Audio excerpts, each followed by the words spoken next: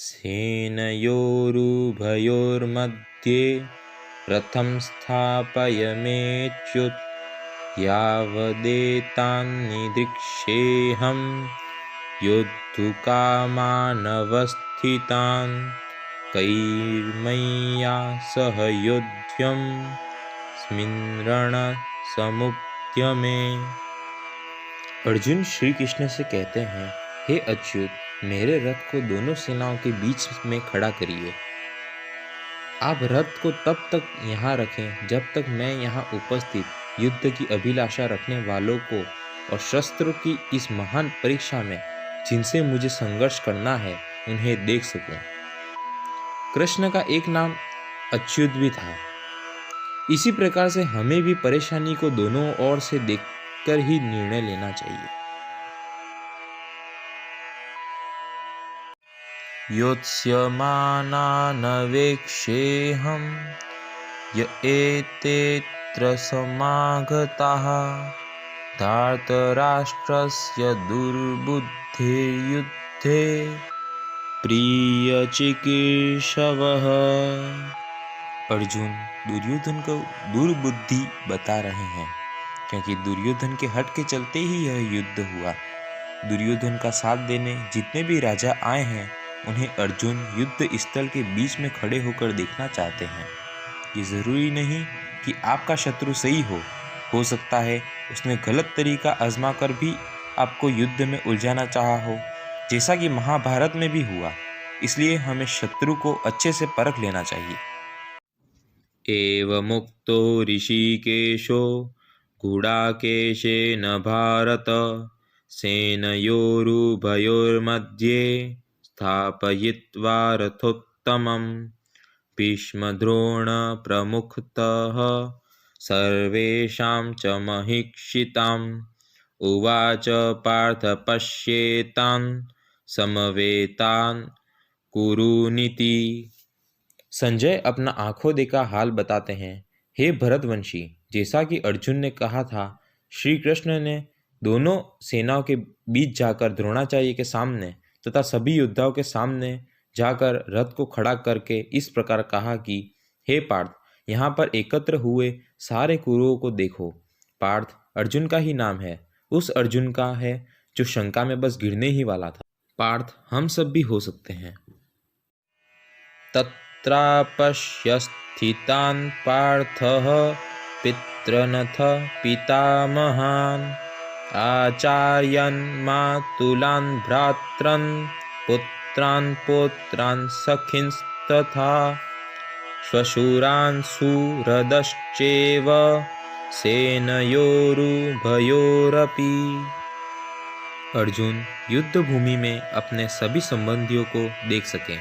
वह अपने पिता के समकालीन भूरिश्रवा जैसे व्यक्तियों, भीष्म तथा सोमदत्त जैसे पितामहों, द्रोणाचार्य तथा कृपाचार्य जैसे गुरुओं, शल्य तथा शकुनी जैसे मामाओं, दुर्योधन जैसे भाइयों, लक्ष्मण जैसे पुत्रों, अश्वत्थामा जैसे मित्रों एवं कृतवर्मा जैसे शुभ चिंतकों को भी देख सके। वह उन सेनाओं को भी देख सके जिसमें उनके अनेक मित्र थे। तान् समीक्ष्य स कौन्तेयः सर्वान् बन्धूनवस्थितान् कृपया परयाविष्टो विषीदन्निदमब्रवीत्। अपने करीबी एकदम कुंती पुत्र अर्जुन के सामने खड़े थे, लेकिन शत्रु पक्ष में उन उपस्थित सभी बंधुओं को देखकर कुंती पुत्र अर्जुन अत्यंत करुणा से युक्त होकर शोक करते हुए श्री कृष्ण से कह रहे थे। दृष्ट्वेमं स्वजनं कृष्ण युयुत्सुं समुपस्थितं सीदन्ति मम गात्राणि मुखं च परिशुष्यति। अर्जुन ने कहा, हे कृष्ण, इस प्रकार युद्ध की इच्छा रखने वाले अपने मित्र तथा संबंधियों को अपने समक्ष उपस्थित देखकर मेरे शरीर के अंग काँप रहे हैं और मेरा मुंह सूखा जा रहा है। दोस्तों, भक्ति से युक्त मनुष्य में वे सारे गुण होते हैं जो सत्पुरुष तथा देवताओं में पाए जाते हैं। जबकि अभक्त अपनी शिक्षा तथा संस्कृति के द्वारा भौतिक योग्यताओं में चाहे कितनी भी उन्नति क्यों न करे, इन ईश्वरीय गुणों से विहीन होता है। अतः मित्रों तथा संबंधियों को युद्ध भूमि में देखते ही अर्जुन उन सब के लिए करुणा से युक्त हो गया। वेपथुश्च शरीरे में रोमहर्षश्च जायते गांडीवं स्त्रंसते हस्ता तच्चैव परिदहाते।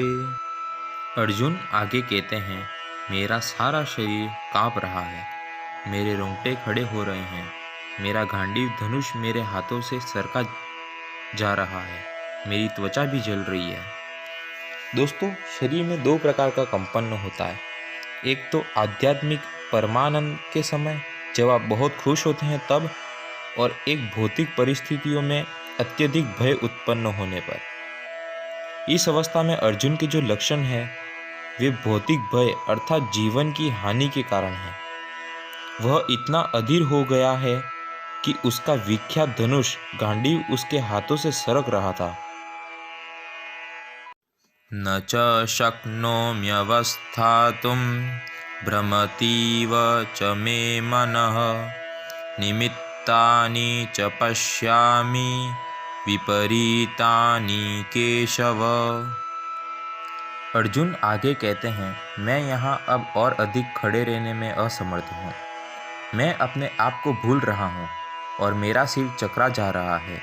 हे कृष्ण, मुझे तो केवल अमंगल के कारण दिख रहे हैं। अपने अधैर्य के कारण अर्जुन युद्ध भूमि में खड़ा रहने में असमर्थ था और अपने मन की इस दुर्बलता के कारण उसे आत्मविस्मृति हो रही थी। ऐसा भय तथा मानसिक असंतुलन उन व्यक्तियों में उत्पन्न होता है जो भौतिक परिस्थितियों से ग्रस्त होते हैं। अर्जुन ने सोचा कि उसकी विजय केवल उसके शोक का कारण बन सकती है।